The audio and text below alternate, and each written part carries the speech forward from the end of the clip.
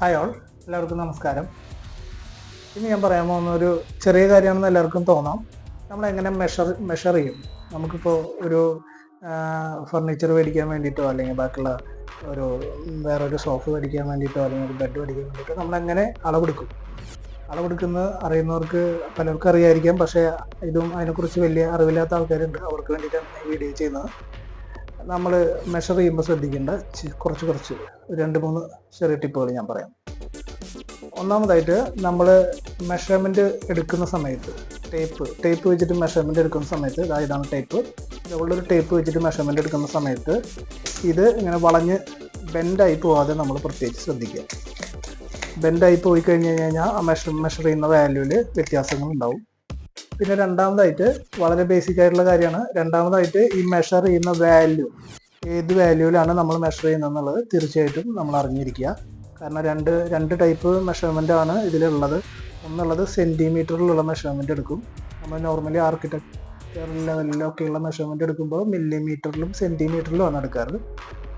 പിന്നെ കുറച്ചുകൂടി ആക്യുറേറ്റ് ആയിട്ട് കിട്ടുന്നത് ഈ സെൻറ്റിമീറ്ററിലും മില്ലിമീറ്ററിലും എടുക്കുമ്പോഴാണ്. പിന്നെ നമ്മൾ ഇഞ്ചിലെടുക്കും. ഇത് ഈ 2 ടൈപ്പിൽ നിങ്ങൾക്ക് കാണാനുണ്ടോ എന്ന് എനിക്കറിയില്ല. ഇതുപോലെ ഇതിൽ ടോപ്പ് കാണിച്ചിരിക്കുന്നതാണ്, ഈ അകലം കൂടി കാണിച്ചിരിക്കുന്നതാണ് ഇഞ്ചിൻ്റെ മെഷർമെൻറ്റ് വരിക. അതുപോലെ ഇത് തിരിഞ്ഞിട്ടാണ് വരുന്നത്. എന്തെങ്കിലും ഞാൻ പറഞ്ഞുതരാം. ഇതുപോലെ ഈ അടുത്തടുത്ത് വന്നില്ല 1, 2, 3, 4 എന്നുള്ള വാല്യൂ ഓപ്പോസിറ്റാണ് വരുന്നത്. അത് ഫോൺ അങ്ങനെ വെച്ചിരിക്കുന്നുണ്ടാണ്. ഈ അടുത്തടുത്ത് വരുന്ന ഈ വാല്യൂസാണ് സെൻറ്റിമീറ്റർ. മറ്റേ കുറച്ച് നീളത്തിൽ ഇങ്ങനെ എഴുതിയിരിക്കുന്നതാണ് ഇഞ്ച് വരുന്നത്. അതിങ്ങനെ ടേപ്പ് നോക്കിക്കഴിഞ്ഞ് കഴിഞ്ഞാൽ അതിൻ്റെ ഈ ഡിസ്റ്റൻസ് ഇങ്ങനെ നോക്കിക്കഴിഞ്ഞ് കഴിഞ്ഞാൽ പിന്നെ 1 ഫീറ്റ് അറിയണമെന്നുണ്ടെങ്കിൽ ഈ ഇഞ്ചിൻ്റെ വാല്യൂ വരുന്ന സ്ഥലത്ത് ഒരു 12ാമത്തെ ഇഞ്ചിൽ 1 ഫീറ്റ് എന്ന് പറഞ്ഞിട്ട് കാണിക്കും. അപ്പോൾ അതാണ് ഒരു അടി വരുന്നത്. അങ്ങനെ ജസ്റ്റ് നമ്മൾ ടേപ്പ് നോക്കിക്കഴിഞ്ഞാൽ തന്നെ നമുക്കൊരു ഐഡിയ കിട്ടും എങ്ങനെയാണ് മെഷർമെൻറ്റ് എടുക്കുന്നത്. അതാണ് രണ്ടാമത്തെ ടിപ്പ്. ഇനി മൂന്നാമതായിട്ട് നമ്മൾ വരുമ്പോൾ നമ്മൾ ഒരു പ്രാവശ്യം എടുത്ത മെഷർമെൻറ്റ്, ഒരു നീളം നമ്മളെടുത്തു, ഒരു വീതി എടുത്തു.